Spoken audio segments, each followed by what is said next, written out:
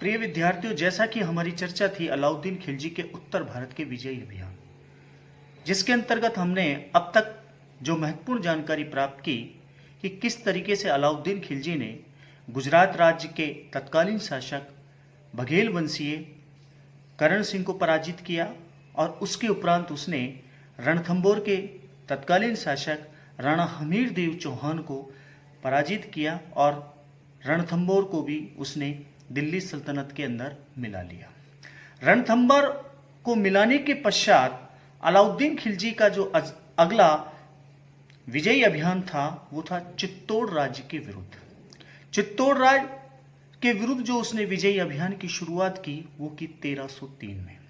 1303 में यहाँ के तत्कालीन शासक राणा रतन सिंह थे। चौहान वंशीय शासक राणा रतन सिंह यहाँ के शासक थे। अलाउद्दीन खिलजी के बीच में और राणा रतन सिंह के बीच में आखिर क्या कारण था कि अलाउद्दीन खिलजी ने चित्तौड़ पर आक्रमण किया? आज हम उनकी विस्तार से चर्चा करेंगे और साथ ही हम ये जानने का प्रयास करेंगे कि राणा रतन सिंह के विरुद्ध अलाउद्दीन खिलजी ने जो चित्तौड़ विजयी अभियान की जो शुरुआत की, उस विजयी अभियान के दौरान उसे क्या हासिल हुआ। देखिए, चित्तौड़ विजयी अभियान के संबंध में जैसा कि कुछ इतिहासकारों का मानना है कि यद्यपि अलाउद्दीन खिलजी एक साम्राज्यवादी महत्वाकांक्षी शासक था और अपनी साम्राज्यवादी नीति के अंतर्गत वह चित्तौड़ राज्य को विजित करना चाहता था, जबकि कुछ इतिहासकार ये मानते हैं कि अलाउद्दीन खिलजी ने चित्तौड़ पर जो आक्रमण किया उसके पीछे उसका जो तात्कालिक कारण था वो था रानी पद्मिनी को प्राप्त करने की लालसा।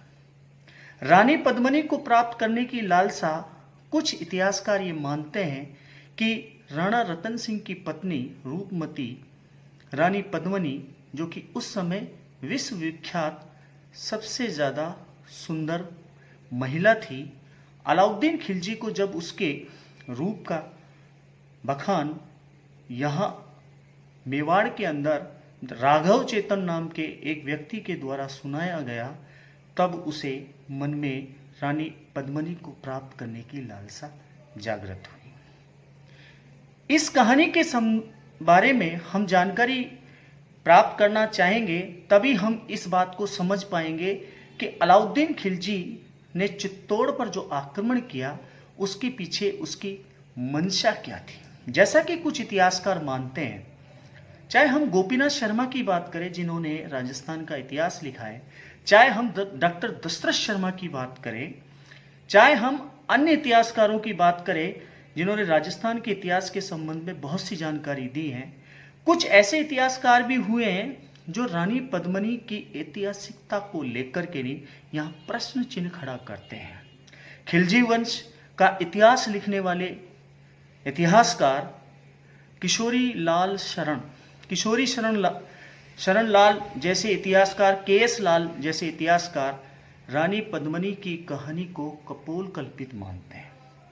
डॉक्टर गौरी शंकर हीराचंद ओझा, जिन्होंने चौहान डायनेस्टी जैसा ग्रंथ लिखा है, मेवाड़ राज्य का इतिहास लिखा है, उन्होंने भी रानी पद्मिनी की ऐतिहासिकता को स्वीकार नहीं किया। कुछ इतिहासकारों में डॉक्टर कानूनगो भी उन्हीं के साथ में खड़े होते नजर आते हैं। कहने का अभिप्राय कि यहाँ इतिहासकारों के दो ऐसे वर्ग हैं, जो कि एक वर्ग जो है रानी पद्मिनी की ऐतिहासिकता को स्वीकार करता है, तो दूसरा वर्ग रानी पद्मिनी की ऐतिहासिकता को स्वीकार नहीं करता। कहानी किस प्रकार से शुरू होती है इसकी हम यहाँ चर्चा करेंगे।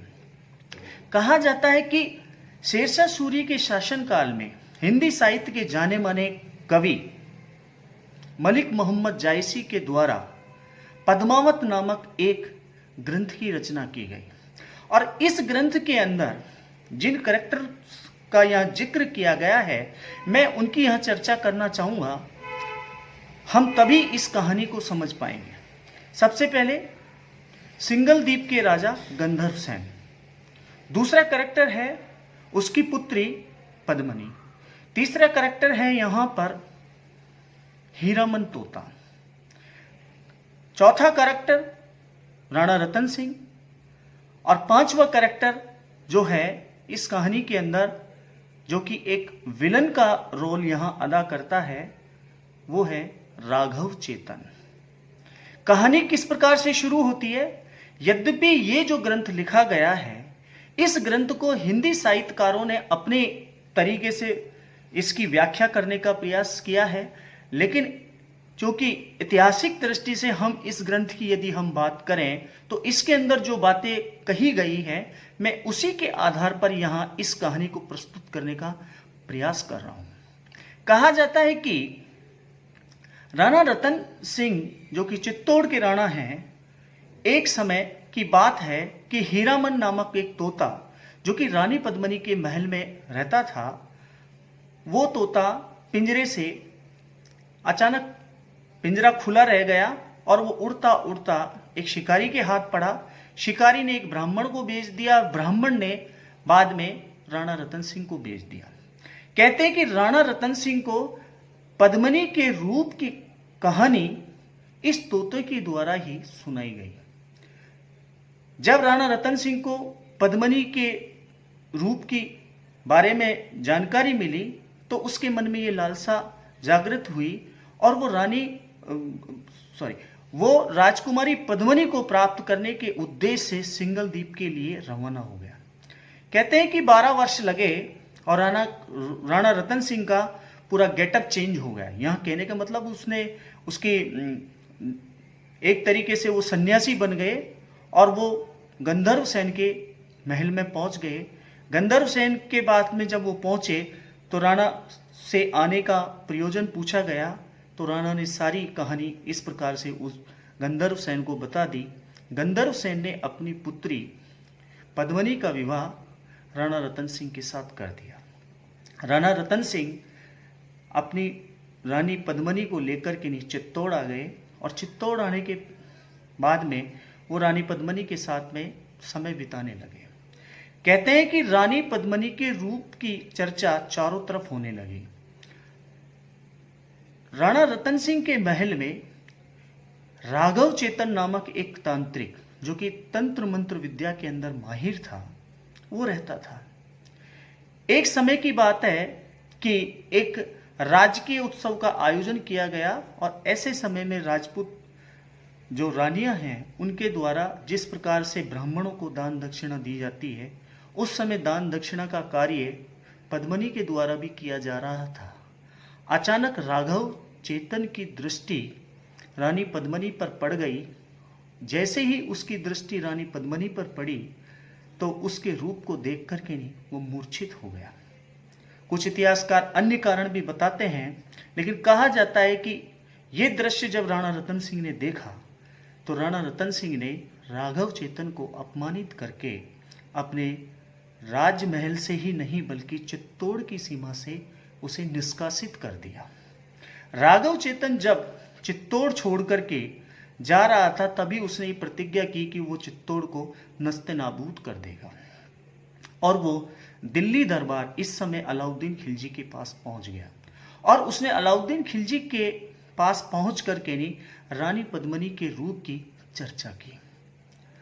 कहा जाता है कि अलाउद्दीन खिलजी जो कि एक कामुक प्रवृत्ति का व्यक्ति था, जब उसे रानी पद्मिनी के रूप की चर्चा राघव चेतन के द्वारा की गई तो उसके मन में वहीं से लालसा पैदा हुई कि वो रानी पद्मिनी को येन केन प्रकेन हासिल करके रहेगा। कहते हैं कि राणा रतन सिंह से राघव चेतन अपने अपमान का बदला लेना चाहता था, तो दूसरी तरफ उसने अलाउद्दीन खिलजी के मन में रानी पद्मिनी को प्राप्त करने की लालसा एक तरीके से जागृत कर दी। जैसा कि इतिहासकार मानते हैं कि अलाउद्दीन खिलजी ने उसी समय अपनी सेना को आदेश दिया कि वो चित्तौड़ पर आक्रमण करने की तैयारी करे। चित्तौड़ पर आक्रमण करने के लिए शाही सेना निकली और किले को चारों तरफ से घेर लिया गया। कहते हैं कि किले का घेरा कई महीनों तक चला। कुछ इतिहासकार मानते हैं कि लगभग 6 महीने से भी ज़्यादा समय तक किले का घेरा डाले रखा, लेकिन अलाउद्दीन खिलजी को यहाँ कोई सफलता नहीं मिली। अलाउद्दीन खिलजी स्वयं दिल्ली से चित्तौड़ आया और आने के पश्चात उसने जब हालात का जायजा लिया तब उसे बताया गया कि किले के दरवाजे नहीं खोले गए हैं। इधर राणा रतन सिंह भी बेहद परेशान थे। कहते हैं कि अलाउद्दीन खिलजी को जब कोई सफलता नजर नहीं आ रही थी तो अलाउद्दीन खिलजी ने यहां अपनी धूर्त नीति से काम लिया। उसने राणा रतन सिंह के पास में एक संदेशा भिजवाया और यह कहा कि यदि वो रानी पद्मिनी को एक बार दिखा देंगे तो निश्चित रूप से वो अपने घेरा उठाकर के नहीं वापस दिल्ली लौट जाएंगे। जब ये संदेशा राणा रतन सिंह के पास पहुंचा तो मेवाड़ के सामंतों ने अपने मयान से तलवारें निकाल ली और उसे अपमान समझा और उन्होंने स्पष्ट रूप से इस बात के लिए मना कर दिया। लेकिन कहा जाता है कि राणा रतन सिंह की जो अन्य रानी थी उससे उत्पन्न एक जो उसकी पुत्री थी उसने एक सलाह दी और उसने कहा कि यदि रानी साहिबा का चेहरा किसी दर्पण में अलाउद्दीन खिलजी को दिखा दिया जाए तो शायद मेवाड़ को युद्ध की विभीषिका से बचाया जा सकता है। पद्मिनी को यह सलाह पसंद आई। उसने राणा रतन सिंह के समक्ष ये बात रखी। राणा रतन सिंह इस बात के लिए पहले तो तैयार नहीं हुए, लेकिन बाद में पद्मिनी ने उन्हें मना लिया और अलाउद्दीन खिलजी के पास में यह संदेशा भिजवाया गया कि वो महल में आ सकते हैं। कहते हैं कि अलाउद्दीन खिलजी जब महल में पहुंचे निहत्ते तो उनकी आवभगत की गई राजपूत परंपरा के अनुसार और उन रानी पद्मिनी का जो चेहरा है वो एक दर्पण के अंदर कुछ क्षण के लिए दिखाया गया। अलाउद्दीन खिलजी जो कि धूर्त था, उसके दिमाग में बहुत कुछ चल रहा था। इसके पश्चात अलाउद्दीन खिलजी ने राणा रतन सिंह से विदा ली और विदा लेने के बाद में जब राणा रतन सिंह, हमारे यहाँ एक राजपूत परंपरा है राजपूताना के अंदर कि जब कोई अतिथि घर के अंदर प्रवेश करता है और उसके पश्चात जब वो वापस जाता है तो हम उसे छोड़ने के लिए दरवाजे के बाहर तक आते हैं। राणा रतन सिंह ने भी इसी परंपरा का निर्वाह किया। वह अलाउद्दीन खिलजी को छोड़ने के लिए महल के दरवाजे तक आए। जैसे ही अलाउद्दीन खिलजी के साथ में राणा रतन सिंह उन्हें विदा करने के लिए महल के दरवाजे तक पहुंचे, उसी समय उनके साथ में जो दो सैनिक बाहर खड़े हुए थे उनके द्वारा और अलाउद्दीन खिलजी की सेना जो कि बाहर ही थी, उसी समय राणा रतन सिंह को कैद कर लिया गया और कैद करके उसे दिल्ली ले जाया गया। और अलाउद्दीन खिलजी ने एक संदेशा रानी पद्मिनी के पास भेज दिया, यदि राणा रतन सिंह को वो जीवित देखना चाहती हैं तो वे अलाउद्दीन खिलजी के शाही हरम में आ जाए। रानी पद्मिनी को जब इस बात का पता चला कि उसके साथ में छल हुआ है तो यहाँ मेवाड़ के सामंत भी बहुत नाराज हुए और उन्होंने युद्ध के लिए तैयारी कर ली। कहते हैं कि यहाँ गोरा और बादल नामक जो दो सेनापति थे राणा रतन सिंह के, रानी पद्मिनी को जब इस बात का पता चला कि किस तरीके से अलाउद्दीन खिलजी ने छल कपट की नीति का सहारा लेकर के नहीं राणा रतन सिंह को कैद कर लिया है, तब उसने भी एक योजना बनाई और मेवाड़ के सामंतों के समक्ष उसने अपनी योजना प्रस्तुत की। कहते हैं कि उसने अलाउद्दीन खिलजी के समक्ष अपना एक प्रस्ताव भेजा और उस प्रस्ताव में यह कहा कि मैं आपके शाही हरम में आ रही हूं, लेकिन मैं अकेली नहीं आ रही, अपनी असंख्य दासियों के साथ में मैं आ रही हूं और 1600 पालकियों में बैठकर के मैं आपके दरबार में उपस्थित होंगी, इसलिए उसकी व्यवस्था की जाए। अलाउद्दीन खिलजी को जब इस बात का पता चला तो बेहद ही खुश हुआ। इधर रानी पद्मिनी ने जो योजना बनाई वो योजना बेहद ही, अब से पहले यदि हम देखें तो ऐसी योजना युद्ध के लिए हमें शायद ही देखने को मिलती है। रानी पद्मिनी ने जो सैनिक थे उन सभी सैनिकों को ये आदेश दिया कि पालकी के अंदर प्रत्येक सैनिक स्त्रियों के वेशभूषा धारण करके बैठ जाएं और उनको उठाने वाले जो 4 व्यक्ति थे वो भी सैनिक ही थे और उनके हथियारों को उन पालकियों के अंदर छिपा दिए गए। ये पालकियां जब दिल्ली पहुंची और दिल्ली पहुंचने के पश्चात गोरा और बादल इसका नेतृत्व कर रहे थे। जैसे ही पालकियां दिल्ली पहुंचने के पश्चात यहां रानी पद्मिनी ने अलाउद्दीन खिलजी के पास में संदेशा भिजवाया कि अब मैं दिल्ली आ चुकी हूं, लेकिन अंतिम बार अपने पति से मिलना चाहूंगी। अलाउद्दीन खिलजी को इस बात का विश्वास हो गया कि रानी पद्मिनी दिल्ली आ चुकी है, इसलिए अब किसी प्रकार का कोई अंदेशा ही नहीं रह गया। इसलिए उसने रानी पद्मिनी को मिलने की इजाजत राणा रतन सिंह से दे दी। यहां पालकियों के अंदर जो बैठे हुए जो सैनिक थे उन्होंने उस स्थान पर जहां राणा रतन सिंह को कैद करके रखा गया था उस स्थान पर धावा बोल दिया और राणा रतन सिंह को कैद से छुड़ा लिया और रानी पद्मिनी को, राणा रतन सिंह को इस कैद खाने से भेज दिया गया, चित्तौड़ के लिए रवाना कर दिया गया। और यहाँ गोरा और बादल और जो सैनिक उनके साथ पालकियों में बैठ करके आए वो अलाउद्दीन खिलजी